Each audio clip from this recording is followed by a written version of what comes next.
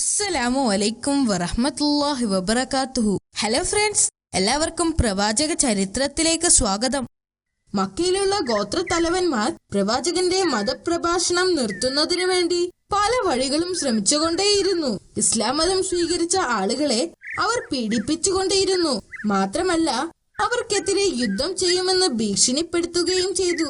സാഹചര്യം കൂടുതൽ വഷളായിക്കൊണ്ടിരുന്നു. തന്റെ ജനങ്ങളുടെ ബുദ്ധിമുട്ടുകൾ കണ്ട് പ്രവാചകന് വളരെയധികം വിഷമം തോന്നി. ഒരു ദിവസം രാത്രി പ്രവാചകൻ മുഹമ്മദ് മുസ്തഫ സ്വല്ലല്ലാഹു അലൈഹി വസല്ലമ കാബയിലേക്ക് പോകാൻ തീരുമാനിച്ചു. രാത്രി സമയത്ത് കാബ സന്ദർശിക്കാൻ പ്രവാചകന് വളരെ ഇഷ്ടമായിരുന്നു. അദ്ദേഹം മണിക്കൂറുകളോളം കാബയിൽ ചിലവഴിച്ചു. കുറച്ചു കഴിഞ്ഞ് ഉറക്കം വന്നപ്പോൾ പ്രവാചകൻ അവിടെ തറയിൽ കിടന്നുറങ്ങി. ഉറങ്ങിക്കിടക്കുന്ന സമയത്ത് ജിബ്രീൽ അലൈഹിസ്സലാം അദ്ദേഹത്തിന്റെ മുന്നിൽ പ്രത്യക്ഷപ്പെട്ടു. ജിബ്രീൽ അലൈഹിസ്സലാം ഉറങ്ങിക്കിടക്കുന്ന പ്രവാചകനെ കൈകളിൽ ഉയർത്തി കഅബയുടെ പുറത്തേക്ക് വന്നു. കഅബയുടെ പുറത്ത് മനോഹരമായ ഒരു വെളുത്ത മൃഗം നിൽക്കുന്നുണ്ടായിരുന്നു. അതിന് ഒരു കഴുതയേക്കാൾ വലിപ്പമുണ്ടായിരുന്നു. എന്നാൽ ഒരു കുതിരയേക്കാൾ ചെറുതായിരുന്നു അത്. അതിന്റെ ഇരുവശത്തും മനോഹരമായ ചിറകുകൾ ഉണ്ടായിരുന്നു. ഈ മനോഹരമായ ജീവിയെ ബുറാഖ് എന്നാണ് വിളിച്ചിരുന്നത്. പ്രവാചകൻ അതിന്റെ പുറത്ത് കയറിയ ഉടനെ തന്നെ അത് മുന്നോട്ട് കുതിച്ചു. അത് പ്രവാചകനെയും കൊണ്ട് യാത്ര ചെയ്യാൻ തുടങ്ങി. ആ യാത്ര ജെറുസലേമിലേക്കായിരുന്നു. കുറച്ചു സമയം കഴിഞ്ഞപ്പോൾ അവർ ജെറുസലേമിലെത്തി. അവിടെ ഒരു തകർന്നടിഞ്ഞ ആരാധനാലയത്തിന്റെ അവശിഷ്ടങ്ങൾ പ്രവാചകൻ കണ്ടു. പ്രവാചകൻ ബുറാക്കിന്റെ പുറത്തു നിന്നിറങ്ങി ആരാധനാലയത്തിന്റെ നേരെ നടന്നു. അതിനടുത്തെത്തിയപ്പോൾ അദ്ദേഹം മുൻകാല പ്രവാചകന്മാരെ അടുത്തു കണ്ടു. അതിൽ ഇബ്രാഹിം അലൈഹിസ്സലാം, ഈസ അലൈഹിസ്സലാം, മൂസ അലൈഹിസ്സലാം, ദാവൂദ് അലൈഹിസ്സലാമും മറ്റ് പ്രവാചകന്മാർ എന്നിവരെ എല്ലാം അദ്ദേഹം അവിടെ കണ്ടു. അവരുടെ എല്ലാം ആത്മാവ് ഭൂമിയിലേക്ക് ഇറങ്ങിയതായിരുന്നു അത്. അവരെല്ലാവരും മുഹമ്മദ് നബി മുസ്തഫ സല്ലല്ലാഹു അലൈഹി വസല്ലമയെ വളരെ സന്തോഷത്തോടും ബഹുമാനത്തോടും കൂടി ആശംസിച്ചു. എന്നിട്ട് അവരെല്ലാവരും പ്രവാചകന്റെ പുറകിലിരുന്ന് പ്രാർത്ഥിച്ചു. പ്രാർത്ഥനയ്ക്ക് ശേഷം വീണ്ടും ബുറാക്കിന്റെ പുറത്ത് കയറാൻ ജിബ്രീൽ അലൈഹിസ്സലാം പ്രവാചകനോട് ആവശ്യപ്പെട്ടു. അങ്ങനെ ബുറാക്ക് ആ ആരാധനാലയത്തിൽ നിന്നും പ്രവാചകനെയും കൊണ്ട് യാത്ര തുടർന്നു. അത് നേരെ ആകാശത്തിലേക്ക് ഉയർന്നു. അത് വിശിഷ്ടമായ ഒരു യാത്രയായിരുന്നു. പതുക്കെ പതുക്കെ ഈ ലോകത്തിന്റെ രൂപം മറഞ്ഞുകൊണ്ടിരുന്നു.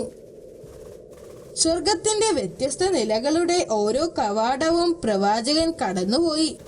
ബുറാക്ക് ചിറകുകൾ വിടർത്തിയ ഒരു പക്ഷിയെ പോലെ പ്രവാചകനെയും കൊണ്ട് പറന്നു.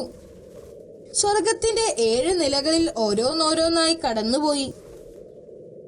സ്വർഗത്തിൽ വെച്ച് മുഹമ്മദ് നബി മുസ്തഫ സ്വല്ലല്ലാഹു അലൈഹി വസല്ലമ വീണ്ടും പഴയ പ്രവാചകരെ കണ്ടു. പ്രവാചകനെ കണ്ടപ്പോൾ അവർ ഓരോരുത്തരും അദ്ദേഹത്തെ ആശീർവദിച്ചു. അങ്ങനെ സ്വർഗത്തിന്റെ ഏറ്റവും ഉന്നതിയിലെത്തിയപ്പോൾ അദ്ദേഹം മരത്തിന്റെ ആകൃതിയിലുള്ള ഒരു മഴവിൽ വർണ്ണങ്ങൾ കണ്ടു. ഇതിനെയാണ് സിദ്റത്തുൽ മുൻതഹ എന്നറിയപ്പെടുന്നത്. അല്ലാഹുവിനല്ലാതെ ഒരാൾക്കും അതിനപ്പുറത്തേക്കുള്ള കാര്യങ്ങൾ അറിയുന്നതല്ല. പ്രവാചകൻ അവിടെ ഇരുന്നു. പതുക്കെ പ്രവാചകൻ അള്ളാഹുവിന്റെ സാമീപ്യവും കഴിവും സിദ്റത്തുൽ മുൻതഹയിൽ നിന്നും താഴേക്ക് ഇറങ്ങുന്നത് അനുഭവിക്കാൻ തുടങ്ങി. പെട്ടെന്ന് മുകളിൽ നിന്നും ഒരു പ്രകാശം പരന്നു. പ്രവാചകൻ അമ്പരന്നു. പിന്നീട് അതിൽ നിന്നും ഒരു ശബ്ദം കേട്ടു. പ്രവാചകനോടും അദ്ദേഹത്തിന്റെ അനുയായികളോടും ഒരു ദിവസം 50 തവണ നിർബന്ധമായി നമസ്കരിക്കാൻ ആ ശബ്ദം പ്രവാചകനോട് ആജ്ഞാപിച്ചു. പ്രവാചകൻ അത് സമ്മതിക്കുകയും ജിബ്രീൽ അലൈഹിസ്സലാമുമായി തിരിച്ചു പോരുകയും ചെയ്തു.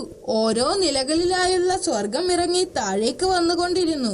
അവിടെ നിന്നിരുന്ന മൂസ നബി അലൈഹിസ്സലാമിനെ പ്രവാചകൻ കണ്ടപ്പോൾ അള്ളാഹുവിന്റെ കൽപ്പന പ്രവാചകൻ അദ്ദേഹത്തെ അറിയിച്ചു.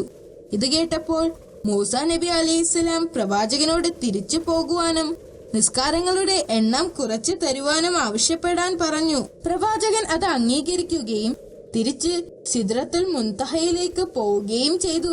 അവിടെ ചെന്ന് നിസ്കാരങ്ങളുടെ എണ്ണം കുറയ്ക്കാൻ അള്ളാഹുവിനോട് അപേക്ഷിച്ചു. അള്ളാഹു സുബ്ഹാനഹു വ തആല അത് സമ്മതിക്കുകയും നിസ്കാരത്തിന്റെ എണ്ണം പകുതിയായി കുറയ്ക്കുകയും ചെയ്തു.